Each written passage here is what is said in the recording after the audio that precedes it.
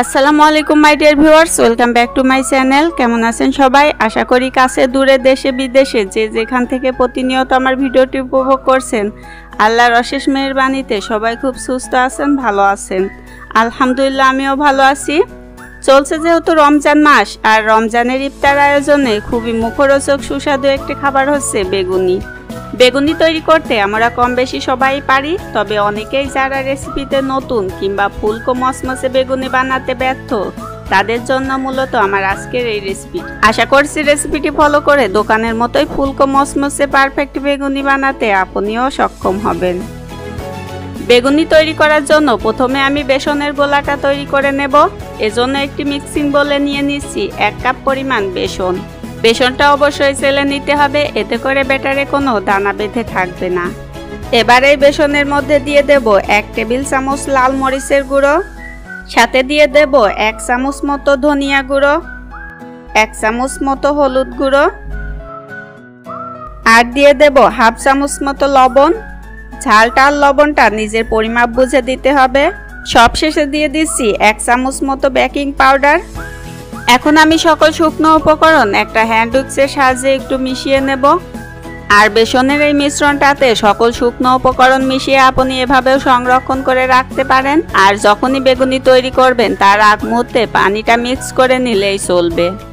এবার আমি 1 কাপ পানি নিয়ে অল্প অল্প করে বেসনে মিক্স করব। পানিটা একবারে না দিয়ে বারে বারে দেয়াই ভালো, এতে করে পরিমাপটা বুঝতে সুবিধা হয়।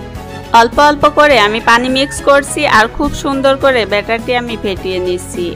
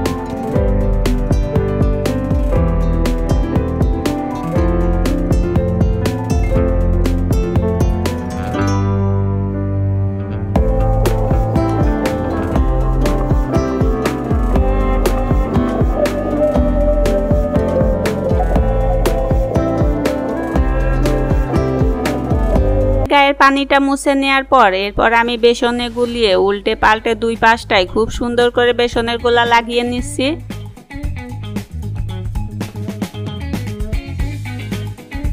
সুন্দর করে ডুবিয়ে গরম তেলে দিয়ে দেব। অতি গরম তেলে বেগুনিগুলো কিন্তু দিতে যাবেন না, তাহলে খুব তাড়াতাড়ি কালার চলে আসবে, বেশি একটা ক্রিস্পি হতে পারবে না। একটু সময় নিয়েই ধৈর্য ধরে এই বেগুনিগুলো ভাজতে হবে।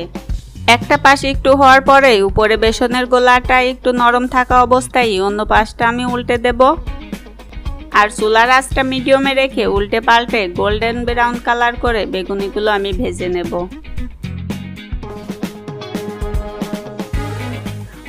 উল্টে পাল্টে ভাজার ফলে বেগুনিগুলো গোল্ডেন কালার হয়ে এসেছে। এখন আমি বেগুনিগুলো তুলে নিচ্ছি।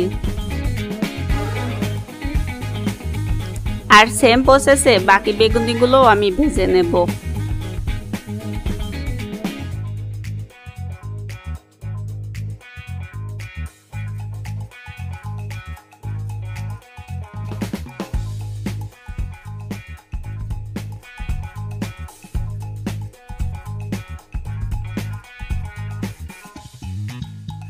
বেগুনিগুলো আমার ভাজা হয়ে গেছে।